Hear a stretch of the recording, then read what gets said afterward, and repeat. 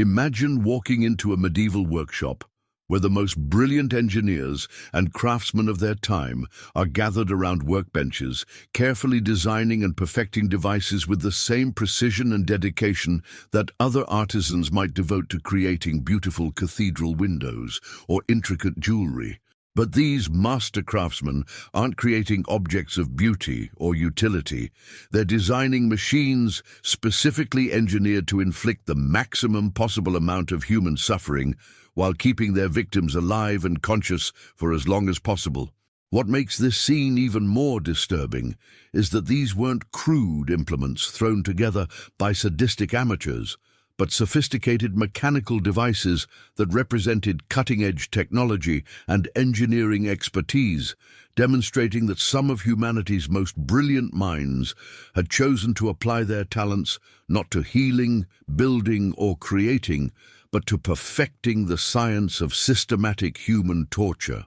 The medieval period witnessed the development of torture devices so ingeniously cruel and mechanically sophisticated that they represented the pinnacle of applied engineering, dedicated entirely to causing pain, revealing a dark side of human innovation that challenges everything we think we know about the relationship between technological advancement and moral progress.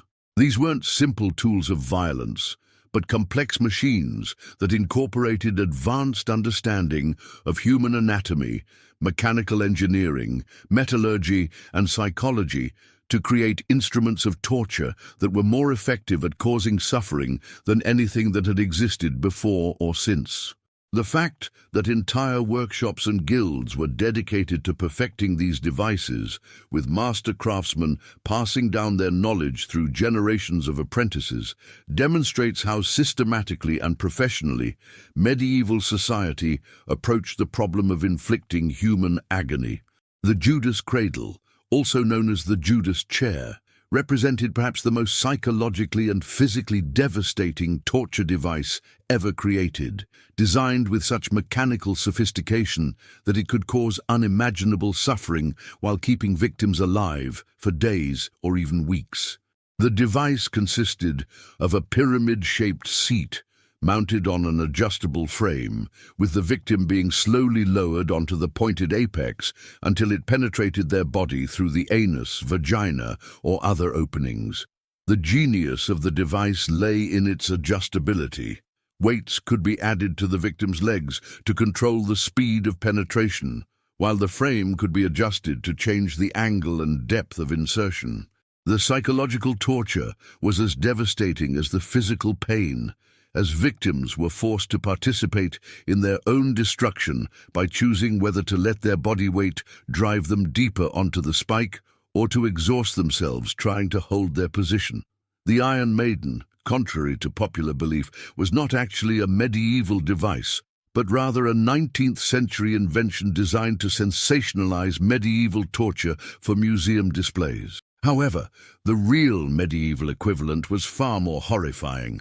The Scavenger's Daughter, a compression device that folded the human body into an impossibly small space while systematically breaking bones and crushing organs. The victim was forced into a crouched position with their knees against their chest, their arms wrapped around their legs, and the entire body compressed by a series of iron bands that could be gradually tightened using mechanical screws. The device was designed to crush the victim slowly over a period of hours or days, with each turn of the screw causing bones to crack and internal organs to shift and compress in ways that caused excruciating pain without allowing the mercy of unconsciousness.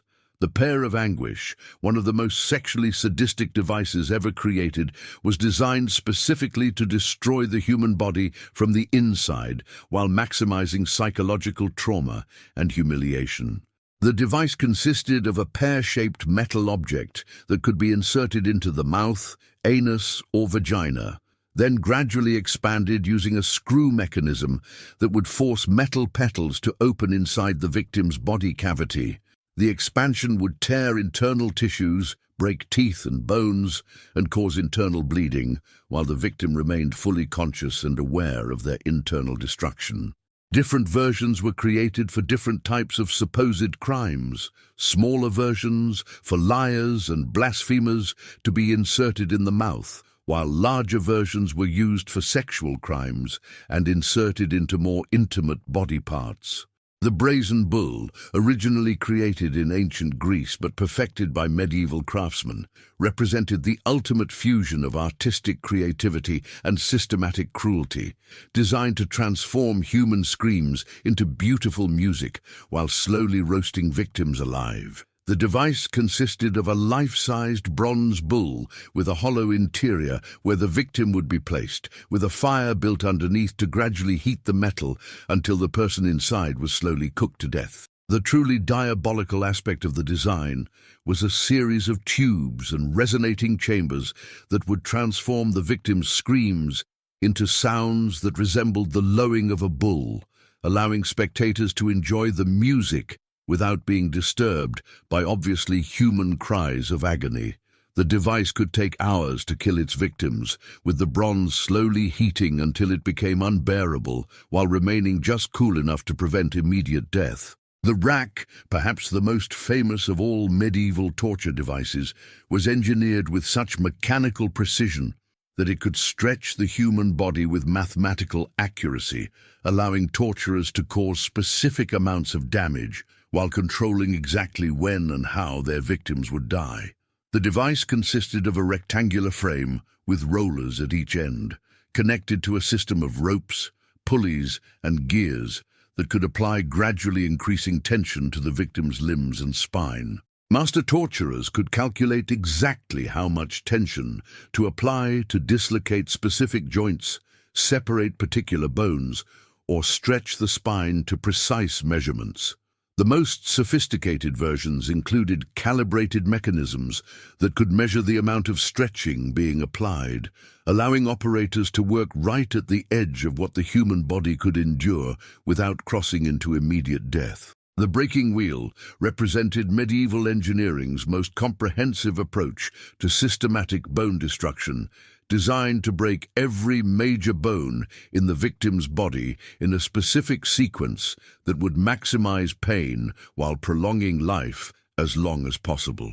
The victim was tied to a large wooden wheel with their limbs extended beyond the rim, where they could be systematically broken using iron bars or hammers. The device incorporated sophisticated knowledge of human anatomy, with operators trained to break bones in specific orders that would cause maximum pain without damaging vital organs or major blood vessels that might cause rapid death. The process could take hours to complete, with victims often remaining conscious throughout the systematic destruction of their skeletal system. The head crusher, as its name suggests, was designed to slowly compress the human skull while keeping the victim conscious long enough to experience the gradual destruction of their own head.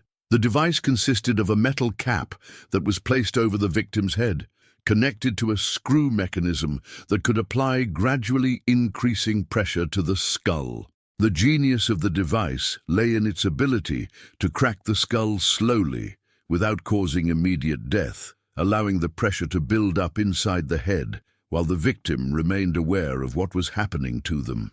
The process would begin with intense headaches and pressure, progress to the cracking of skull bones and the bulging of eyes, and eventually result in the complete collapse of the cranium while the victim remained conscious for most of the process.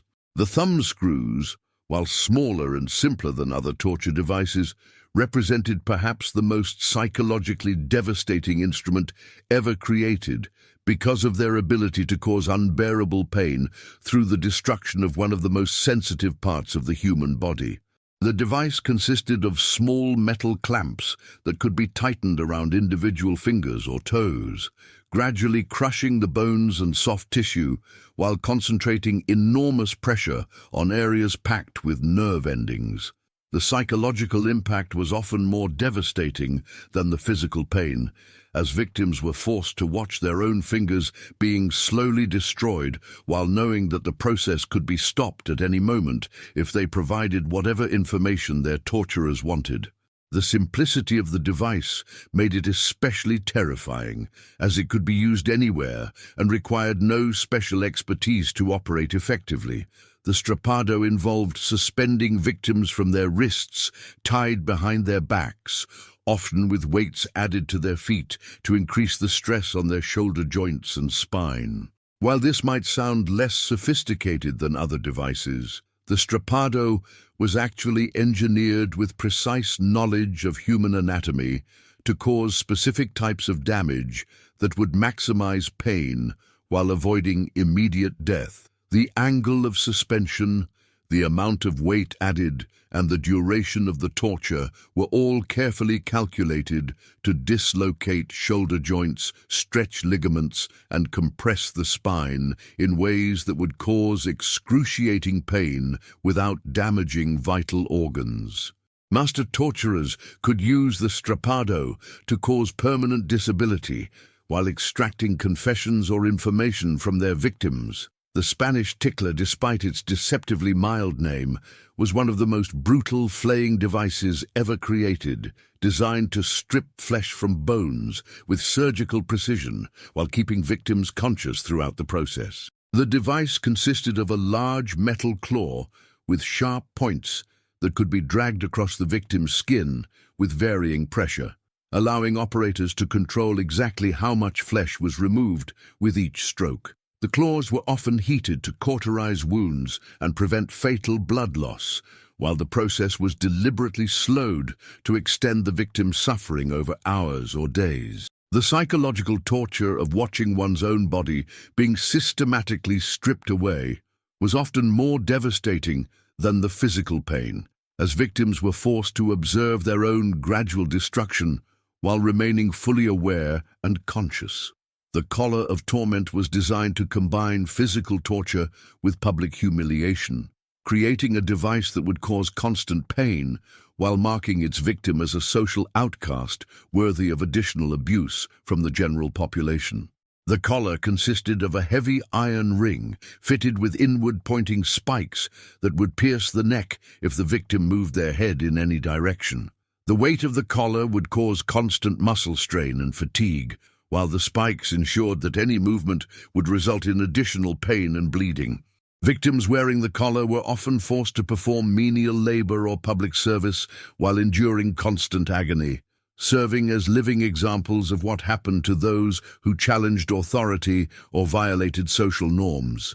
The heretic's fork was specifically designed to prevent victims from speaking while causing constant pain, representing the ultimate fusion of torture and censorship that would silence dissent while providing continuous physical suffering. The device consisted of a metal fork with sharp points at both ends, secured around the victim's neck with the points positioned under the chin and against the chest.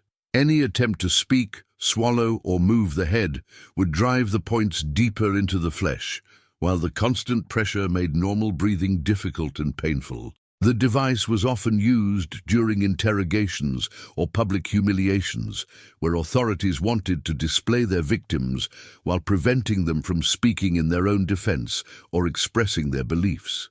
The knee splitter was designed with mechanical precision to systematically destroy the complex joint structure of the human knee while causing maximum pain through the gradual compression and destruction of bones, cartilage, and ligaments.